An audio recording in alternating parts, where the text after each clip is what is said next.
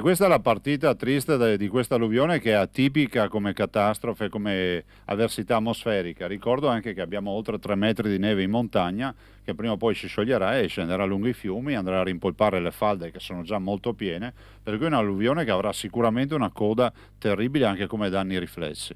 Quindi il peggio non è passato, soprattutto nella Marca, dove si combatte per quell'acqua che non se ne va, con problemi delle falde acquifere e i continui spurghi dal sottosuolo, anche quando in cielo splende un bel sole. Il nostro territorio è in ginocchio, fa eco il presidente della provincia, Leonardo Muraro. Il governo presti attenzione per un flagello, dice che non possiamo sopportare in un periodo già gravoso per via della crisi.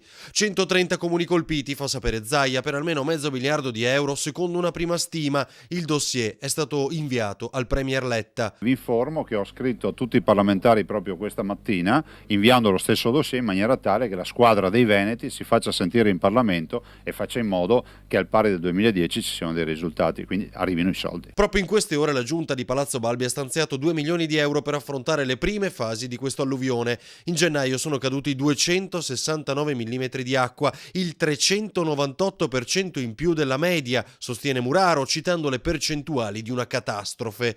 Bisogna fare censimento delle aree finite sott'acqua, dice Lorenzon, per prepararsi a nuove emergenze. Sono più di 1000 famiglie che hanno questi problemi nella Marca Trevigiana, sono solo 200 circa, oltre 200 le famiglie a Marino di Piave, e anche bisogna contare anche i danni economici per quanto riguarda il prelievo dell'acqua con le motopompe, perché una motopompa così tra consumo di gasolio o benzina, se va a benzina, sono dai 200 ai 300 euro giornalieri.